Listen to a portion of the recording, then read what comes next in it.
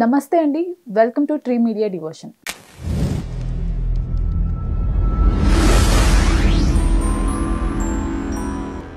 మనతో హస్త సాముద్రిక నిపుణులు వైవిఎస్ఎస్ గిరిరావు గారు ఉన్నారు. సార్ నమస్తే. నమస్తే అమ్మా.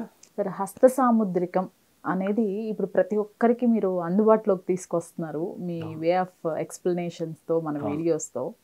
అయితే ఒక డౌట్ ఉండింది సార్ ఎప్పటి నుంచో.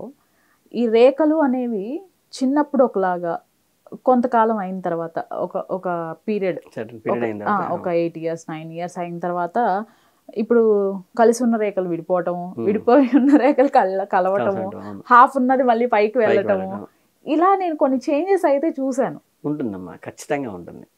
అంటే కాన్స్టెంట్ గా అసలు రేఖలు అనేవి ఇంకా కాన్స్టెంట్ కాదు, ఉండవు, మారుతూ ఉంటాయి.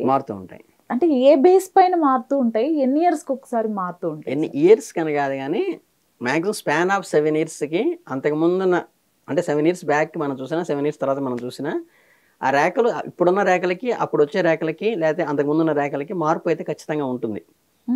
ఇది ఎలా వస్తుందంటే మనకి గత జన్మలో పూర్వజన్మ సిద్ధాంతంలో చెప్పేది ఏంటంటే, మన లాస్ట్ బర్త్లో చేసుకున్నట్టు మంచి కానీ చెడు కానీ వాటికి అనుగుణంగా ఈ రకమైన కుటుంబ స్థాయి ఉన్నటువంటి షార్టర్ స్టేషన్స్ ఫ్యామిలీలో పుట్టాలి, ఈ రకమైన తల్లిదండ్రులకు పుట్టాలి, ఈ రకమైన సంప్రదాయంలో ఉన్న వాళ్ళకి పుట్టాలని ఒక ఫిక్స్డ్ అయి ఉంటుంది. అంటే ఏంటంటే, మనం ఏదైనా ఒక అపాయింట్ అయ్యామనుకోండి, ఒక స్కూల్లోనో ఒక బిజినెస్లోనో లేకపోతే ఒక దాంట్లో అపాయింట్ అయినప్పుడు మనకి ఏ స్కేల్ ఇస్తారు, ఏ డిజిగ్నేషన్ ఇస్తారు, ఇవన్నీ ఫిక్స్డ్. అలా స్టార్ట్ అయింది, మనకి పుట్టేటప్పుడు వచ్చింది. కానీ అందులో ఉద్యోగంలో చేరిన తర్వాత నిజాయితీగా సెల్ఫ్లెస్గా చేస్తూ వాడు డెవలప్ అయితే ఏంటంటే వాడికి ఒక మంచి ఇమేజ్, పేరు, ప్రఖ్యాతులు, అందరూ ఆఫీసర్లో గౌరవం అన్నీ వస్తుంటాయి. వాడు చేరిన 6 నెలలకే సంవత్సరానికే బ్రైబ్కి అలవాటు పడి అందరి దగ్గర అడుగుతూ ఉంటే ఏమండి అనే దగ్గర ఏమయ్యా చేయలేదా అనే స్థితికి ఆఫీసర్ వస్తారు. ఎందుకంటే మన వ్యక్తిత్వాన్ని గౌరవించపడటము, దిగజారటం అనేది మన చేతిలో ఉంటుంది. అలాగే హ్యాండ్లో కూడా ఏమవుతుందంటే, మనకి పుట్టినప్పుడు ఉన్నటువంటి గ్రహస్థితుల ప్రకారం ఒకటి ఉంటుంది కదా, దాని తర్వాత మనం చేసేటువంటి పుణ్య ఫలితాలు ఏంటంటే ఇంట్లో జపధ్యానాలు చేసుకోవటము, లేకపోతే పూజలు ఎక్కువ చేయటము, లేకపోతే ఏంటంటే ఎథికల్గా బతకటము, వీటి వల్ల ఏంటంటే కొన్ని రేఖలు, పాజిటివ్ రేఖలు ఇంక్రీజ్ అవుతాయి. లేదు పుట్టిన తర్వాత మనం నెగిటివ్గా కొన్ని ప్రాణులను చంపటము, లేకపోతే ఒకరికి ఏమన్నా ద్రోహాలు చేయటము, ఇబ్బంది పెట్టడము, ఒకటి గ్రోత్కి అడ్డం కొట్టడం, ఒకటి ఆస్తిని కొట్టేయడం, ఇట్లాంటివి మనం నేచురల్గా కొన్ని చేసినప్పుడు ఏమవుతుందంటే ఈ పాజిటివ్నెస్ రాకుండా నెగిటివ్ రేఖలు వస్తాయి. అంటే ఇప్పుడు ధనరేఖ ఉందనుకోండి, సుమారు ఇప్పుడు ఈ ధనరేఖ పుట్టినప్పుడు ఇంతవరకే ఉండి తర్వాత రాను గ్యాడ్జెట్ ఇంక్రీజ్ అవుతుంది అనుకోండి. ఇంక్రీజ్ అవుతుంది ఏంటంటే ఆ ఏజ్ నుంచి వాళ్ళకి ధనం పెరిగేటువంటి అవకాశం ఉంది. యాక్చువల్గా వాడి జాతక ప్రకారం అంతే ఉంది, పూర్వపుణ్యం వాళ్ళని బ్యాలెన్స్ బిఎఫ్లో తర్వాత పెరిగింది.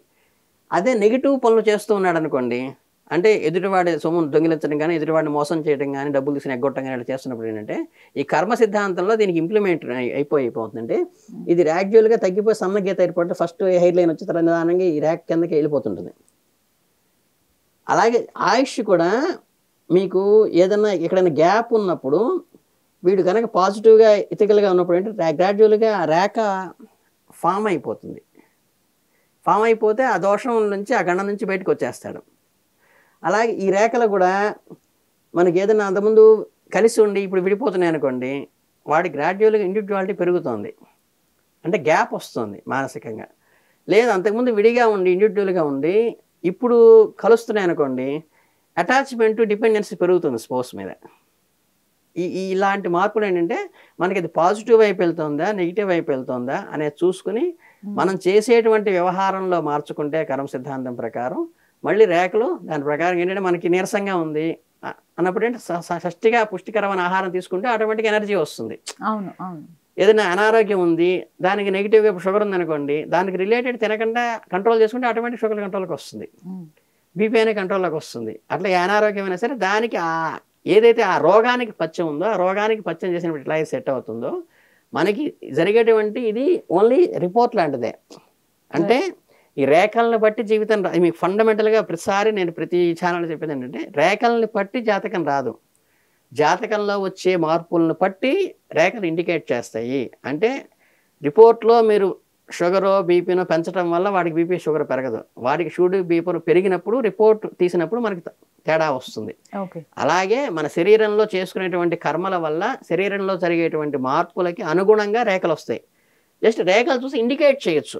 ఓహో ఈ జీవితం ఇలా మారుతోందే, ఇండివిజువల్ నుంచి డిపెండెన్స్కి వెళ్తుందా, డిపెండెన్స్ నుంచి ఇండివిజువల్కి వెళ్తుందా, లేకపోతే ఆర్థికంగా నిలదొక్కుకోవడం స్టార్ట్ అవుతుందా, ఇన్కమ్ స్టార్ట్ అవుతుంది ఈవిడ వల్ల, లేకపోతే ఆవిడ వల్ల ఇన్కమ్ డౌన్ అవుతుందా. ఇవి ఏంటంటే కంపారిజన్, అంటే అనారోగ్యం పెరుగుతుందా, లేకపోతే ఆ గండాలు కూడా తప్పి ఆరోగ్యంగా హెల్తీగా అయ్యేటువంటి మైండ్ ఫ్రేమ్ అవుతుందా అనేది ఇండికేట్ చేయొచ్చు. అయితే ఇప్పుడు కొన్ని రేఖలు హాఫే ఉంటాయి కదా సార్, అది పైకి వెళ్ళే ఛాన్స్ ఉంటుంది. అంటే అసలు కంప్లీట్ గా రేఖ కట్ అయిపోయి ఉన్నా కూడా బాలరిస్టాలు అలా ఇలా కొన్ని మనం చెప్పేస్తుంటారు. అవును, జీవన రేఖలో కనుక ఏదైనా కట్ అయి ఉన్నప్పుడు, చిన్నప్పుడు కట్ అయి ఉంటే ఏళ్ళ వయసు అని చెప్తాం, కానీ తర్వాత ఎయిర్ లైన్ రావటం లేకపోతే నిదానంగా గట్టిగా ఫామ్ అయిపోయింది అనుకోండి, ఆ గండం జయించే ఆ వయసు వచ్చిన తర్వాత మళ్ళీ అప్పుడు చెప్పిన జ్యోతిషం ఇదని కాదు, హస్త సాముద్రికంలో మారుతూ ఉంటుంది. ఎప్పటికప్పుడు అప్డేషన్. మన హెల్త్ రిపోర్ట్ ఎలా అయితే మారుతూ ఉంటుందో, మన హెల్త్ మారినప్పుడల్లా రిపోర్ట్ మారుతుంది. అది ల్యాబ్ వాడు గొప్పతనం కాదు. అట్లాగే హ్యాండ్లో ఏంటంటే ఇండికేట్ చేస్తుంది అంతే. జస్ట్ ఏంటంటే మన లైఫ్ స్ట్రక్చర్ ఎటువైపు వెళ్తుంది అనేది ఇండికేట్ చేస్తుంది. ఇది మారటం వల్ల ఆయనకి మారదు, ఆయనకి మారుతుండటం వల్ల ఇది ఇండికేట్ చేస్తుంది. ఇది కంపేర్ చేసుకోవాలి. Thank you. చాలా సంతోషం.